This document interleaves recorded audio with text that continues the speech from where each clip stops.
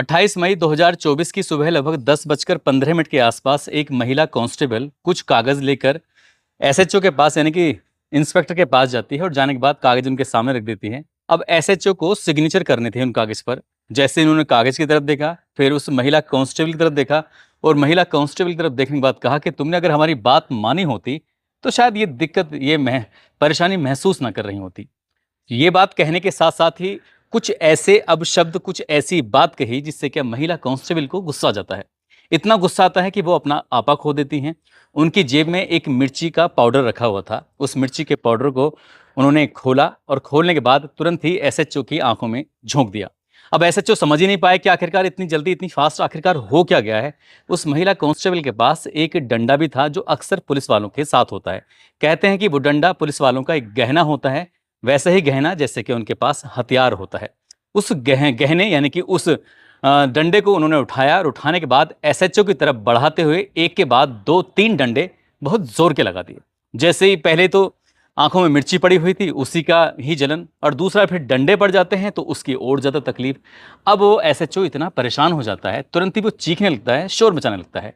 अब क्योंकि थाने में कई और भी पुलिस वाले मौके पर मौजूद होते हैं और एसएचओ का शोर सुनने के बाद तुरंत ही वहाँ भगदड़ मच जाती है। तो मौके पर आके देखते हैं तो एसएचओ अपनी आंखें मसल रहे थे और वो आरोप लगाने लगे कि इस कांस्टेबल ने मेरे साथ कुछ ऐसा कर दिया है। बस इतना था कि उस कांस्टेबल को एक ऐसी एकांत जगह पर ले जाया जाता है, जहां ले जाने के बाद महिला कांस्टेबल से ही उस महिला कांस्टेबल को खूब पिटवाया जाता है। लेकिन इससे पहले कि वो कुछ और कार्रवाई करते, इससे पहले कि इस कांस्टेबल पर कुछ और आफतें आती, शाम होते होते लगभग 6 बजे के आसपास एक वीडियो सोशल मीडिया पर बहुत तेजी के साथ वायरल होने लगता है।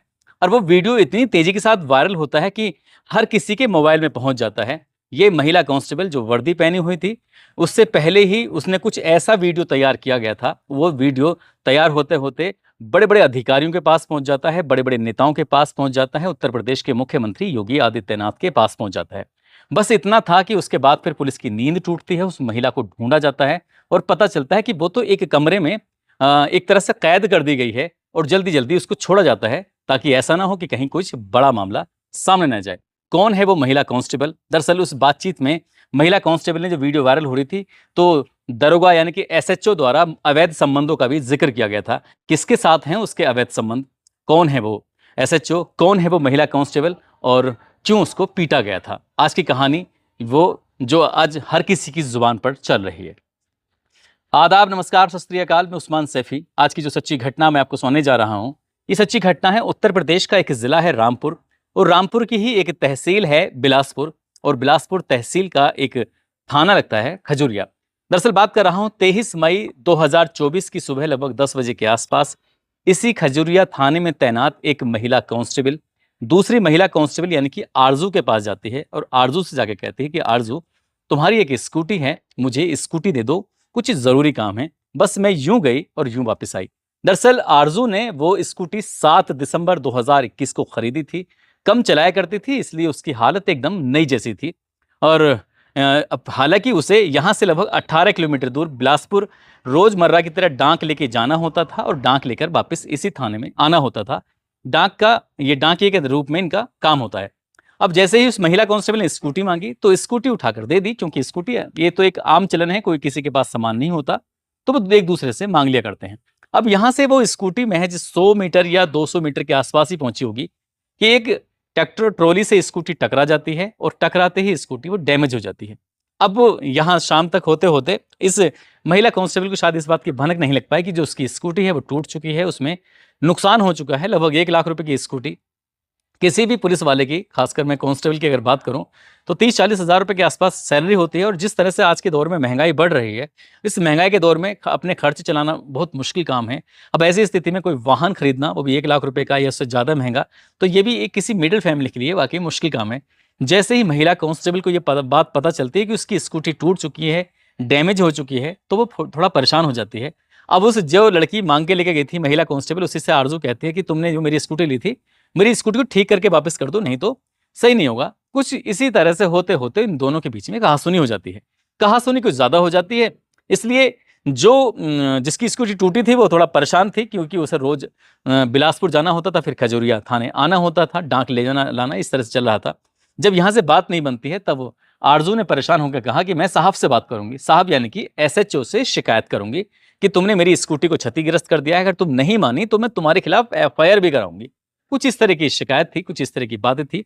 अब अगले ही दिन यानी कि 24 मई 2024 को आरजू जैसे ही थाने में जाती है, डांक लेती है और एसएचओ से जाकर कहती है कि साहब इस तरह से मेरी स्कूटी को वो एक कांस्टेबल है वो लेके गई थी और उसने इसको डैमेज कर दिया है, उसका एक्सीडेंट कर दिया है और उसमें आप मेरी मदद करिए।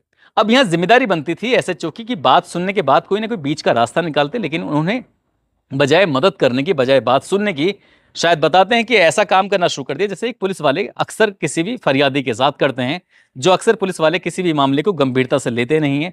एसएचओ ने भी कुछ इस मामले को ऐसे ही हीला हवाली से लिया और साथ ही तरह तरह की बातें जब करना शुरू किया तो बातचीत के दौरान ही इस महिला कांस्टेबल से एसएचओ ने कुछ ऐसे अपशब्द कहे, ऐसी बात कही जिससे क्या महिला कांस्टेबल को थोड़ा गुस्सा आया।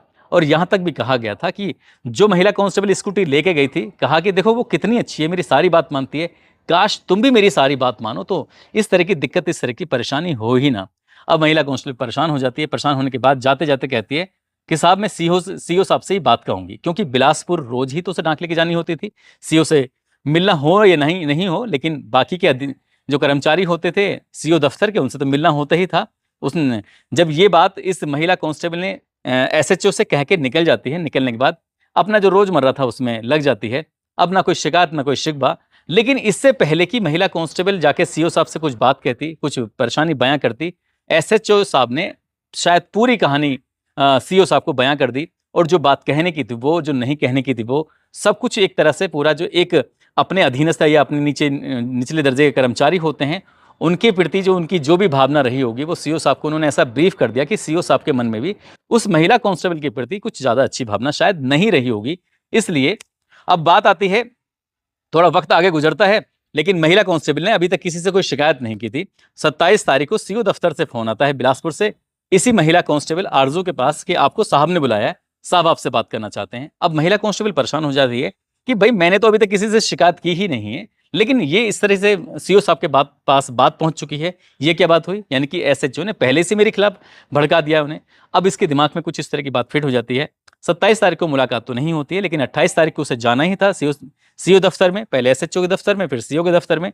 अब सुबह सुबह की बात थी, जब अपने कुछ डॉक्यूमेंट्स, अपनी डाक, ये सब जो रोजमर्रा का काम होता था, एसएचओ के सामने जाके अपना कागज रख दिए, क्योंकि 24 तारीख को कुछ ऐसा कहा गया था, एज महिला कांस्टेबल का दावा है, जिसकी वजह से उसे आघात पहुंचा, जिसकी वजह से उससे गुस्सा आया, जिसकी वजह से कुछ ऐसा बोला गया कि जिसे उसने मन में ठान लिया था कि आगे कुछ भी हो सकता है। उसके हाथ में एक डंडा होता है जो पुलिस वालों का होता है, जेब में एक मिर्ची का पाउडर रखी जाती है जो पॉलीथीन से पैक था। उसके बाद वो बातचीत कर रहे थे, तभी एसएचओ ने कुछ वही बात जो 24 तारीख को कही थी वही बात 28 तारीख को दोहरा दी। अब इस बात पे वो थोड़ा गुस्सा आ जाता है, उसने मिर्ची का पाउडर खोला और खोलने के बाद एसएचओ समझ ही नहीं पाया, उसको उनकी आंखों में झोंका, आंखों में झोंकने के बाद तुरंत ही 2-3 डंडे भी मार दिए। अब मामला शोर मच जाता है। उसके बाद फिर बाकी लोग आते हैं, आंखें मसली जाती हैं, धोई जाती हैं, आंखों से जो जलन थी उसको ख़त्म किया जाता है। अब ऐसे जो गुस्सा था, अपना गुस्सा तो निकालना ही था। अब क्योंकि जो भाई स्टेशन इंचार्ज हो उसके साथ ऐसी वारदात हो जाए तो जाहिर सी बात है, अब एक ऐसे कमरे में लेके जाया गया।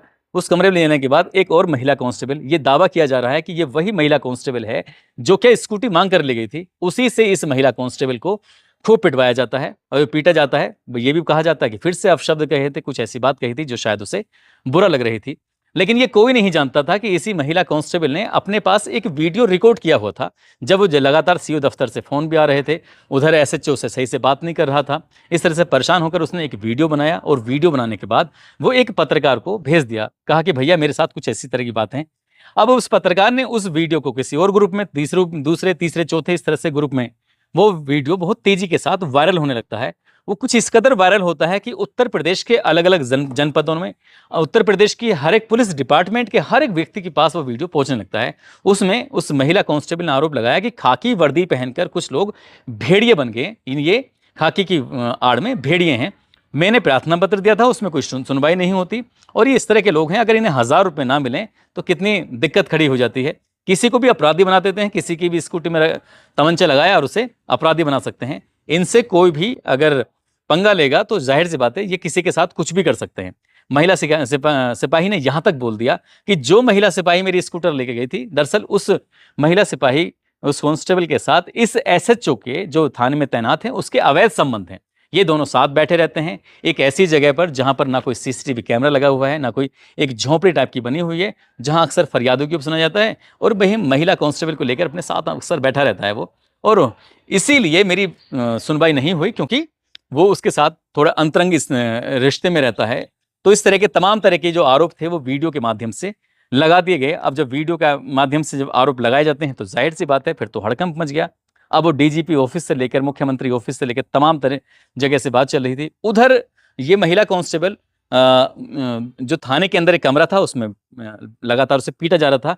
इसी बीच में ये भी पता चला था कि ये कहा जाता है कि इसके जो चाचा हैं, इसकी जो माँ है, इसका जो भाई है, इन सबको बुलाओ और जब ये आएंगे तो उनके खिलाफ कुछ कड़ी कार्रवाई करेंगे, यानी कि उनको भी जेल भेजेंगे। कुछ इस तरह की बात जब इस महिला कांस्टेबल ने सुनी थी, इस थाने के अंदर ही कुछ ऐसी साजिश चल रही थी, तो वो घबरा जाती है। तब ये सोचकर कि जो उस पर आ रही है वो आ रही है, अगर परिवार पाई तो कौन बचाएगा। उसके परिवार में तो ज़्यादा कुछ लोग ऐसे है भी नहीं, गरीब फैमिली से बिलोंग करती है। तभी ये सोचकर उसने परेशान होकर ये वीडियो उसने सोशल मीडिया पर वायरल कर दिया था और शाम 6 बजे तक ये वीडियो वायरल हो जाता है और वो महिला कांस्टेबल को फिर छोड़ना पड़ता है।